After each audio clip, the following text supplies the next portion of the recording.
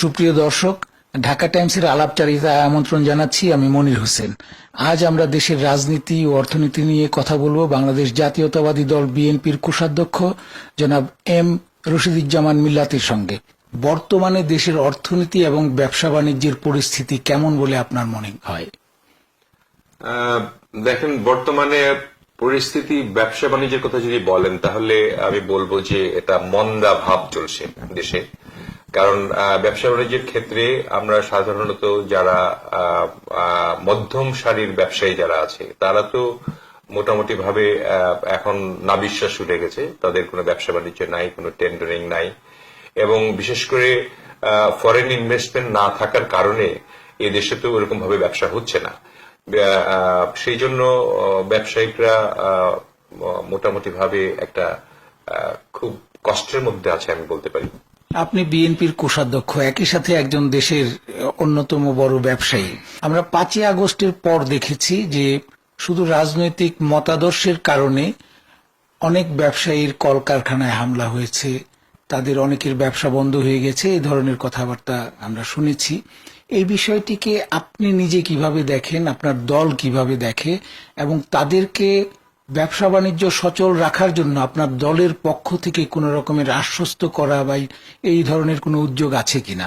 কারণ আমাদের দেশের অর্থনীতির চাকা তো সচল রাখবেন ব্যবসায়ীরা।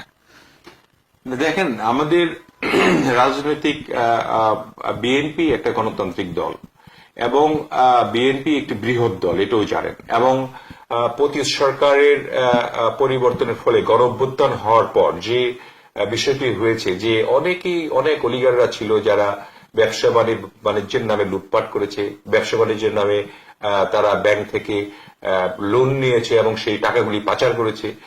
সেই কারণে দেশে মানুষ তো গণঅভ্যুত্থানের পরে একটা অবস্থার সৃষ্টি হয়।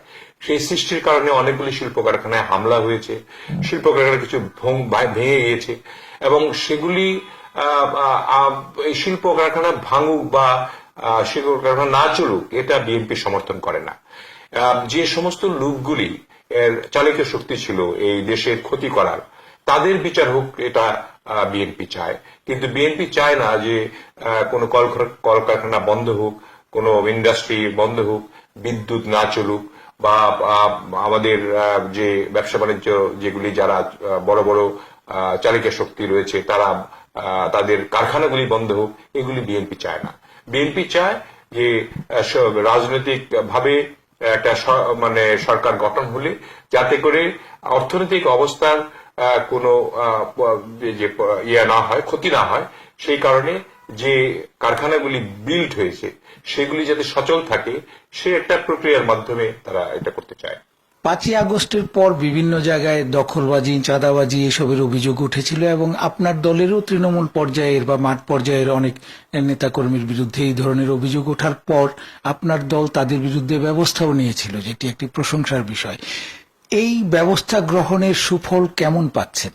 হ্যাঁ, এই ব্যবস্থার প্রেক্ষিতে তো আপনার অনেক ভালো হয়েছে। আপনারা জানেন যে ভারপ্রাপ্ত চেয়ারম্যান এত কঠোর হুঁশিয়ারি দিয়েছেন আমাদের জনাব তারেক রহমান যে এমনকি দলের অনেক ত্যাগী নেতা হলেও তারা যদি অন্যায় সঙ্গে জড়িত থাকে এবং সেটা যদি খুবই গুরুতর হয় এবং তাকেও ছাড় দেওয়া হবে না।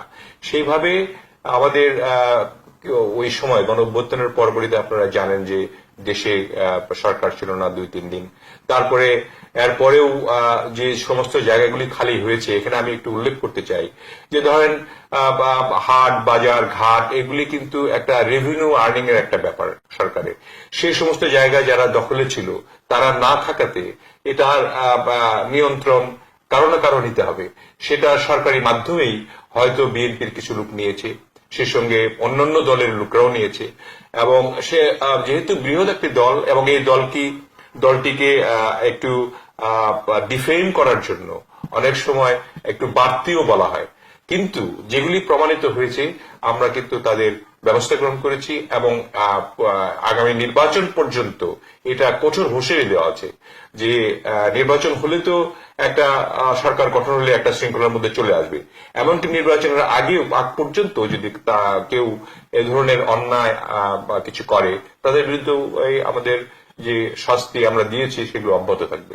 ডিফেম করার প্রসঙ্গটি যখন এলো, আমরা দেখেছি যে আপনাদের একটি বড় প্রতিপক্ষ বর্তমানে জামাতে ইসলামীর দিক থেকেই নানানভাবে বলা হচ্ছিল যে বিএনপির লোকজন মাঠে ঘাটে চাঁদাবাজি করছে, দখল করছে। এই জামাতে ইসলামীর এই অভিযোগগুলিকে আপনারা কতটা কার্যকরভাবে খণ্ডন করতে পারছেন? দেখেন, আমাদের ইতিমধ্যে আপনারা দেখেছেন অনেক কর্মকাণ্ড, শুধু জামাত ইসলামী নয়, বিএনপি সহ এনসিপি, এগুলি প্রত্যেকটি দল যারা যে কর্মগুলি করছে সেগুলি কিন্তু প্রকাশ পাচ্ছে। এখন আওয়ামী লীগের যে ঘটনাগুলি ছিল সেগুলি তো কেউ প্রতিরোধ করতে পারেনি, তখন তো গণমাধ্যম আপনারা যারা আছেন তারাও লিখতে পারেননি, আপনারাও শিকার ছিলেন তাদের যে মানে প্রচারের, সত্য প্রচারে আপনারা শিকার ছিলেন, অপপ্রচারে চালানো হয়েছে। তখন এই অপপ্রচারগুলি আবার মাথাচাড়া দিয়েছে। আমার মনে হয় যে যারা প্রধান প্রতিপক্ষ আছেন বা অন্য প্রতিপক্ষ যারা আছেন তারা হয়তো চেষ্টা করেন এরকম যে যাতে করে যেহেতু বৃহৎ একটি দল বিএনপি এবং আগামী দিনে ক্ষমতায় আসার সম্ভাবনা অনেক বেশি, মানুষের দায়ভার নেওয়ার যে একটা ইচ্ছা বিএনপির আছে, সেগুলিকে আপনার প্রতিনিয়ত এটাকে মানে আপনার ঘায়েল করার জন্য প্রতিপক্ষ তো চেষ্টা করবেই। কিন্তু দেখা গেছে যে অনেক জায়গায় জামাত ইসলামীর লোকজনের কর্মকাণ্ড, আমি বলতে চাই না, তাদের কর্মকাণ্ডগুলি আপনারাই তুলে ধরেছেন গণমাধ্যমে, এনসিবির কর্মকাণ্ড তুলে ধরেছেন। সেই সঙ্গে বিএনপির দু একটা যে হচ্ছে না তাও না, যেগুলি হচ্ছে আমরা সঙ্গে সঙ্গে আমরা তার কিন্তু প্রতিকার বা তাদের বিরুদ্ধে যে ব্যবস্থা সেগুলি কিন্তু নেওয়া হচ্ছে।